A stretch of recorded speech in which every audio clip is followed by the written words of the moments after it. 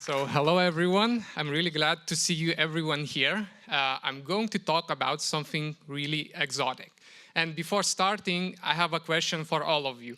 Who has experience with Windows platforms? So I see 1, 2, 3, 4, 5, 6, 7, 8. So more than expected actually, but still not that many people. And I decided to come to this conference and just share my experience because this knowledge is not that well known, and I just want to share my experience and answer the question. Is it really possible to build something scalable for Windows? I'm Lukas Makaravičius. I have 6 years experience in QA field. I'm mainly focused around native clients like Android, Windows, iOS, and I have 5 years experience in Windows clients.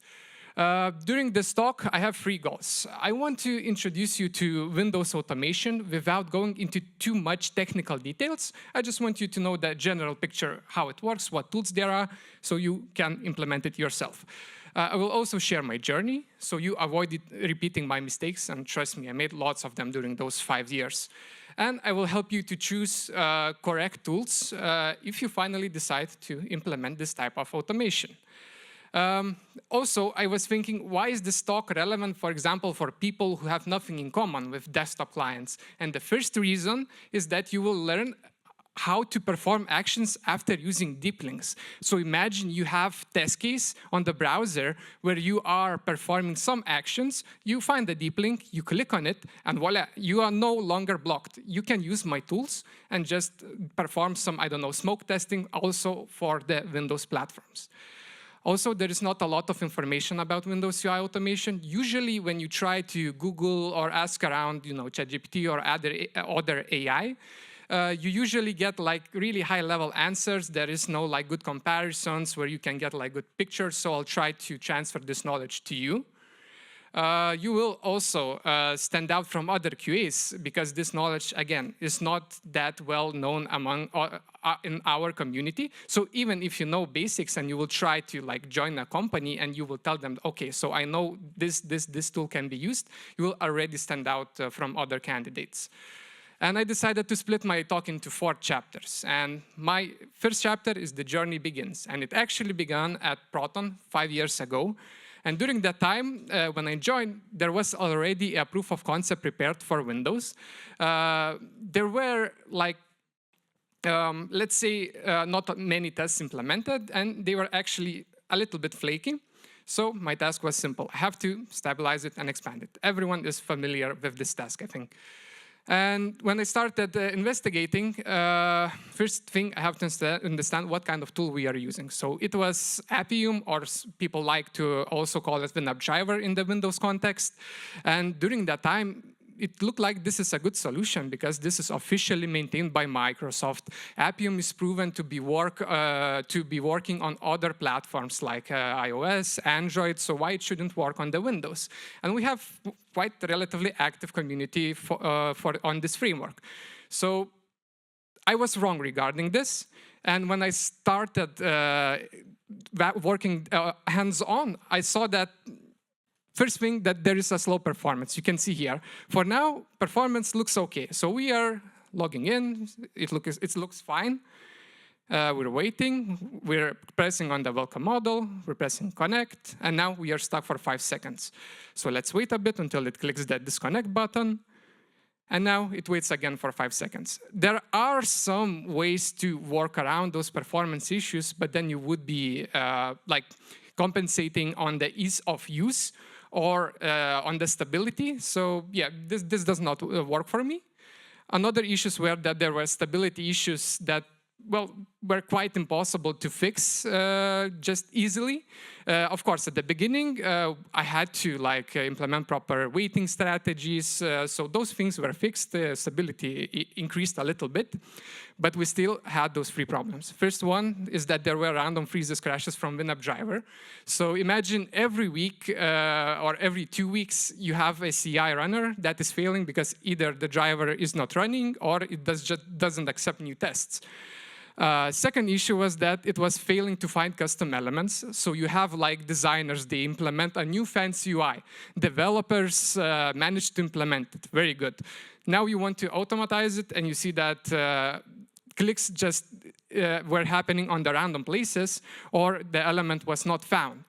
And the last issue was that some actions were not being performed even if the WebDriver registered. So you can see that, okay, my test failed.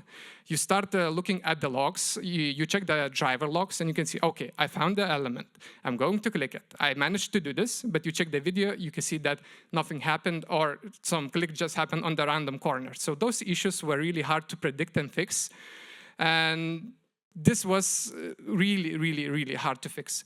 But also, there is one more problem with this framework, is that this is an abandoned framework, we could call it now. You can see the last update happened in 5 years ago, and during 2020, well, we did get an update. It looked like a good solution, and I was trying to fix this framework for 1 year, but yeah, we did not get any updates, and actually, the last update is from this thread. Sorry for the long text. TLDR is that, sorry for not posting update for 6 months. We are focusing on the Windows 11 release. We will come back with an update later.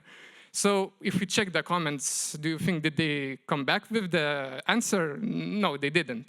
So when you expand it, you can see that people even started like posting memes, you know, like this, like this, like this. So yeah, so people are desperate, like they need answers. And this meme represents my situation perfectly. So during that time, I thought that, okay, so this is a good solution.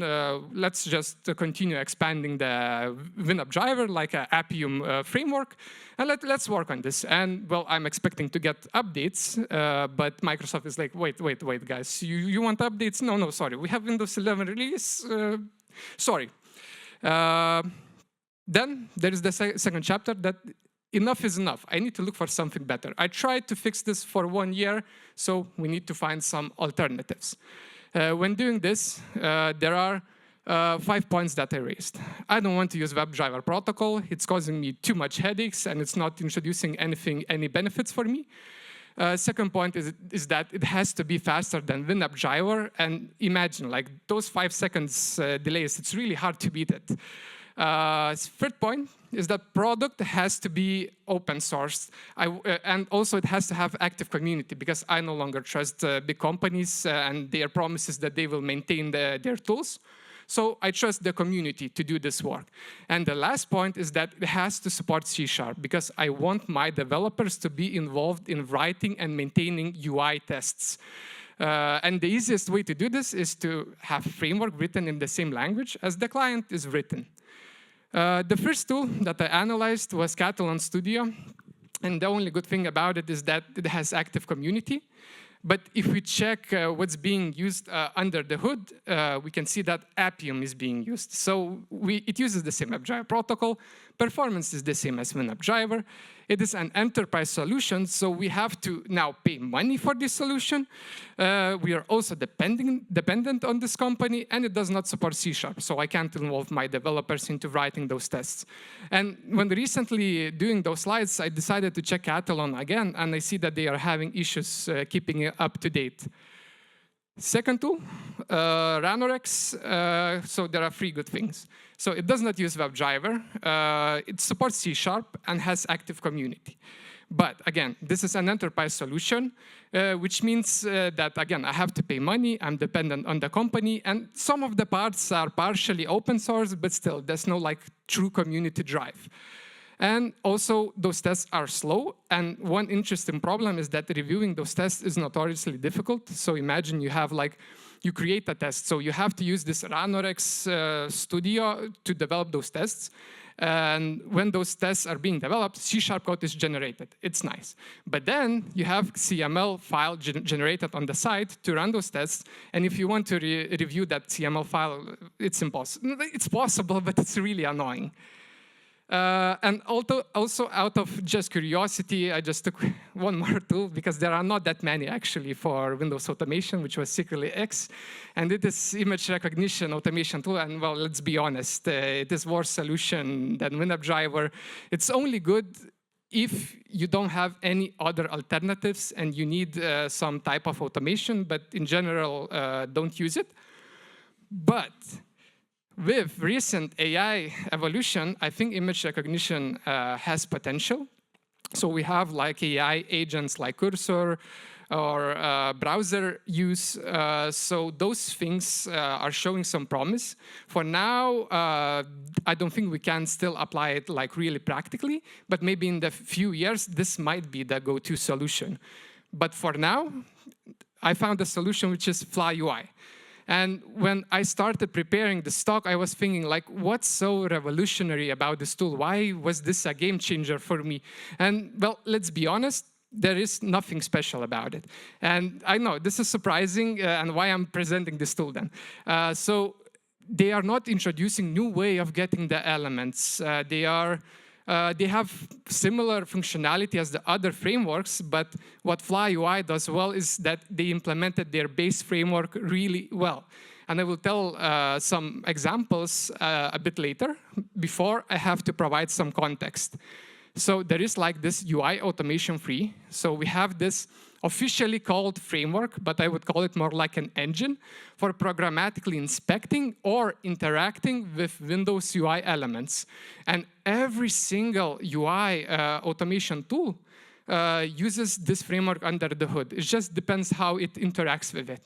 And you might be then questioning, why don't we use it then directly? But it is a good engine, but provided functionality is a bit too basic, so you would have to write those, like a new library again. So FlyUI does this for you, and in a really, really good way. And why it's good? Because let's compare it against even WebDriver, and you can see that it does not use WebDriver. So my first problem is solved, and the diagram shows it really simple. We have test script, and it just directly sends everything to UI automation free, so we don't have additional overhead. And also, this driver setup makes writing tests less complicated because I don't need to install the driver somewhere. I don't need to start this somewhere. With FlyUI, all you do is install the nugget, and you just run the test. That's it. You don't need to do any additional work. Another thing is that it offers a little bit more automation capabilities. And what I will be talking about now, it's nothing mind-blowing, but other frameworks doesn't really offer it.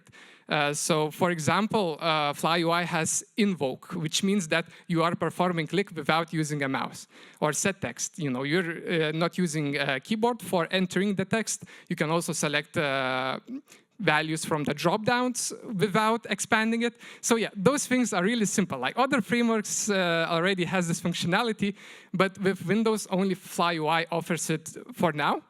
And actually, this is a really big game changer because I could just make my tests much more faster and also fix some flaky places where clicks were a bit shady. And when I migrated it, for example, to Invoke, it was working much, much, much better.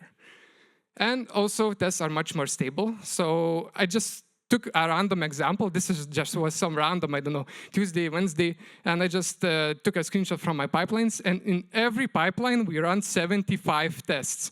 And I think this shows just how good it is because we run those tests in every commit. And we are able to do this with high confidence. Also, FlyUI supports WebDriver if really needed. I'm not like suggesting you to use it. I'm actually against it. But there are some cases where you might want to use it.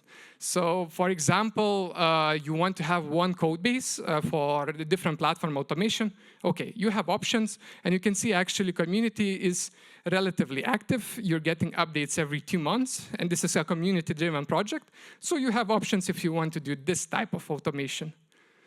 And it is faster. So if we compare it, you can see above we have FlyUI and Appium. So above with FlyUI, you will notice that login took a bit longer due to API, but tests will finish much faster. We're not having those random freezes. It just performs the action, that's it. I close it, I get the result, and there's no additional overhead. And Appium, you can see, it's still taking 11 seconds, and we have to wait. And there are no perfect tools, so I want to share the drawbacks of FlyUI. So the first one is that it has really solid foundation, but still needs some refinement if you want to have those tests user-friendly. So you can see above, we have this before, which means that in FlyUI, this is how you get elements in raw way. You have this window, find first, descendant, condition fact by automation AD. It's just too long and unreadable. So you will need to do some refactoring to make this more useful. And yeah, after doing refactoring, you can make it like this, just element by automation AD, and I'm going to perform some action. Also, above, it won't wait until element exists by default. It does not offer like out-of-the-box solution, so you have to write like 5 more lines for this. So yeah, you need to do some wrapping, but the good news is that I already did this work, and I will share a repository where you can see real-world examples and just can copy the solution. Another problem is that maintenance is fairly minimal. So we got an update like 3 months ago, 4 months ago, which seems good, but then if we check the second update, you can see it happened 2.5 years ago. And actually the maintainer himself has accepted this and told us that, yeah, as you can see, maintenance is fairly minimal now, and you might be then questioning, then why am I suggesting a tool that is minimally being maintained? But in reality, there are like no good Windows automation tools that are being like maintained actively. So, you know, minimal maintenance is better than nothing.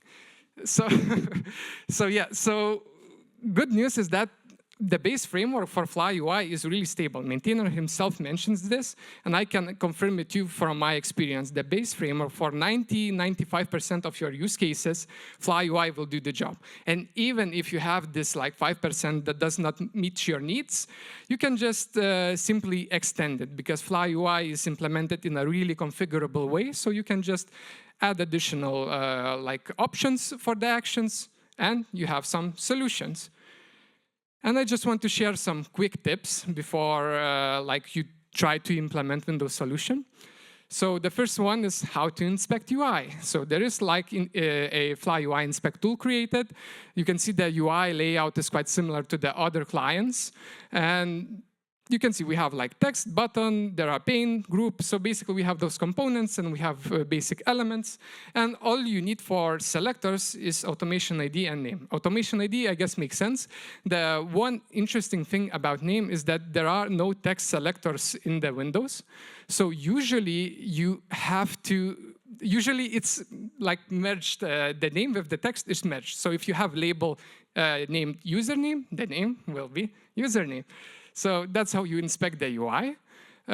You can also disable animations. So this is a really simple tip, but this is a big game changer. And actually before this option was really buggy, but recently when checking, they fixed some issues because before they were not disabling all of the element animations. So for example, flyouts, when you disable animations, flyouts still had those animations. Now, when checking it, it seems like everything is working fine. Another tip is that I want to repeat, familiarize with UI automation patterns. So like we have invoke pattern for buttons, value pattern to set the values, and selection patterns for selecting values inside some, I don't know, drop-downs, combo boxes. So those things really improve my test automation stack for Windows. And then as for the CI setup, so I did split it into the 2 stages. So the first thing is that you have to aim for the stage 2. You have to use like Docker images, Packer images to spin up the environment. There's nothing new. I won't go too much in detail. But usually from my experience, DevOps guys don't really have experience with Windows platforms, and it takes quite some time to implement proper CI solution for tests. So what I actually did at the beginning is that I just took a simple laptop, installed the runner, and tested running. After I wanted to scale it up a bit, I just took simple virtualization tools, created virtual machines, and also I disabled for disk. For disk, you have to disable, like, make it a fixed size, not dynamic one, because the performance was abysmal when it was a dynamic one. So this simple setup can just save lots of time for you and can be like a temporary good solution. And main takeaways from this talk is that don't trust major companies that they will maintain their product. I learned it the hard way. I was trying to fix it for 1 year, and I was trusting Microsoft that they are interested in keeping this WinUp driver framework alive. Sad news is that there are no fancy UI frameworks for Windows. But don't lose hope, because FlyUI is currently the only tool that is scalable and is really useful for test automation.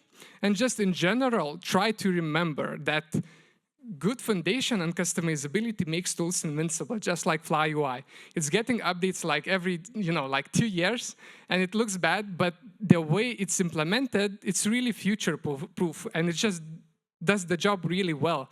And just to answer the question, yes, it's possible to build scalable Windows solution. Thank you. You have also, just to check, you have a repository here to see the real examples. Slides will be shared in the QLTY PULSE page. Thank you.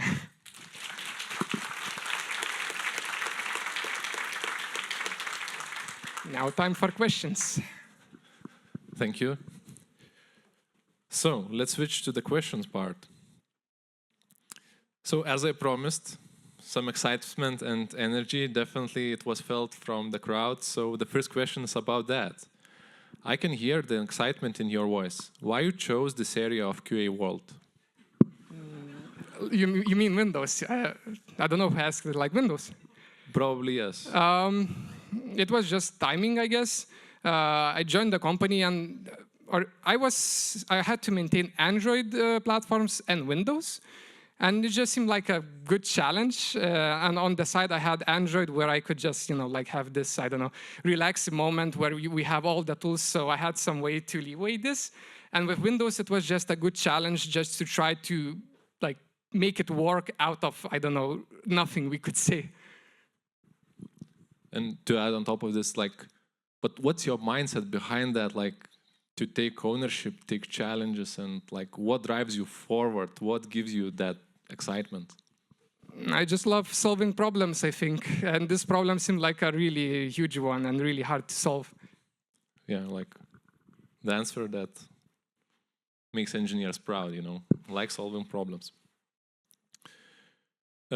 Do you know by any chance what are industry leaders using to automate their Windows apps, like Slack or Spotify or some others? Yeah, so interesting thing is that, for example, Slack uses web views. So they can, as much as I did read, they are using Playwright just to connect to that screen and just perform some actions. They are not using some special Windows automation tools.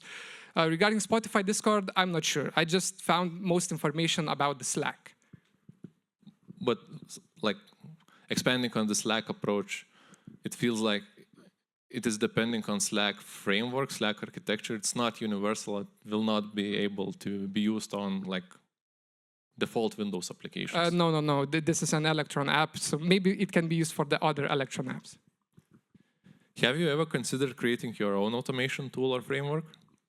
I did, and actually, I might maybe in a few years. First, I have to see the market, and maybe like if I create a tool that will be replaced by AI, then I guess it's not worth it. So I really need to think about it. But it might be an interesting challenge, and I think we really need to fill this gap with Windows automation. What about debugging? Is debugging test any different with FlyUI?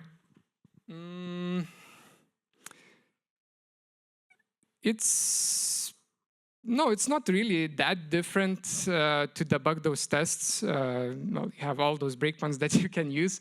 You have logs, everything. So yeah, it's just really similar to the other platforms. There's nothing special about it. And to generalize your experience, your journey a little bit, so what would be your key lessons about the best way to select correct automation tools or tools in general? Like, do you need to go all the way and do all the mistakes, or is there something to learn from your journey? Yeah, so I think during the WinUp driver, when we were using it, I was not asking enough questions. So there were issues, and I just tried to fix them instead of just trying to think globally. Is this really scalable? Is this really It was quite visible from the beginning that Microsoft is not putting lots of attention to this tool. So I think just you have to question why some things are not working, and are they really interested in fixing those issues? All right, this is it. And thank you very much for coming to our conference.